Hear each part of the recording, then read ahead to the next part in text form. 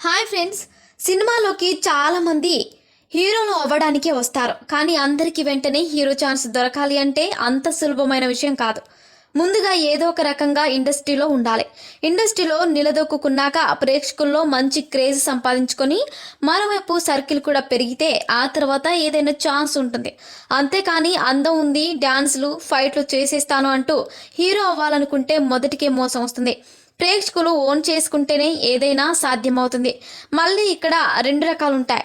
ప్రేక్షకులు ఏ రకంగా ఓన్ చేసుకుంటారు, కామెడియన్ గానా లేక హీరో గానా అన్నది కూడా ముందుగానే అంచనా వేసుకోవాలి. క్యారెక్టర్ ఆర్టిస్ట్ నుంచి లేదా విలన్ నుంచి హీరోలు అయ్యి నిలదొక్కున్న వాళ్ళు టాలీవుడ్లో ఉన్నారు. కానీ కామెడియన్లుగా రాణించి తర్వాత హీరోలుగా నిలబడ్డ వాళ్ళు ఎక్కువ మంది లేరు. ఇంకా చెప్పాలంటే టాలీవుడ్లో హీరోలుగా నిలబడ్డ కమెడియన్స్ చాలా అంటే చాలా తక్కువ. స్టార్ కమెడియన్స్ అయినా హీరోలుగా సినిమాలు చేసినప్పుడు కొంతమందికి నిరాశ ఎదురైంది. వాళ్ళెవరో ఇప్పుడు మనం తెలుసుకుందాం. తన నటనతో ఎలా ఉన్నా బాడీ లాంగ్వేజ్కి తగ్గ డైలాగ్తో కితకితలు పెట్టే కృష్ణ భగవాన్ జాన్ అప్పారావు 40+ అనే సినిమాతో హీరోగా మారారు. ఆ తర్వాత ఇంకో సినిమాలో హీరోగా చేశాడు. అవి ఫ్లాప్ అయ్యాయి. హీరోగా నిలదొక్కుకోవాలని అనే అతని ఆశలు నెరవేరింది లేదు.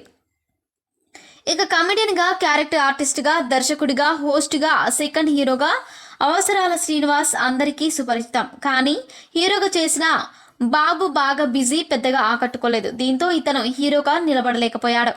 సీనియర్ నటుడు, స్టార్ కమెడియన్ అయిన శ్రీనివాస్ రెడ్డి హీరోగా జయమున్ని చంబుర, జంబలకిడి పంబ వంటి సినిమాలు చేశాడు. అవి సక్సెస్ కాలేదు. దీంతో హీరోగా ఇతడు కూడా నిలబడలేకపోయాడు. ఇకపోతే సప్తగిరి ఎల్ఎల్బి, సప్తగిరి ఎక్స్ప్రెస్, గూడు పుటాని, అన్స్టాపబుల్ వంటి సినిమాలతో హీరోగా మారిన ఇతను సక్సెస్ కాలేకపోయాడు. కానీ కమెడియన్గా మాత్రం సక్సెస్ఫుల్గా రాణిస్తున్నాడు.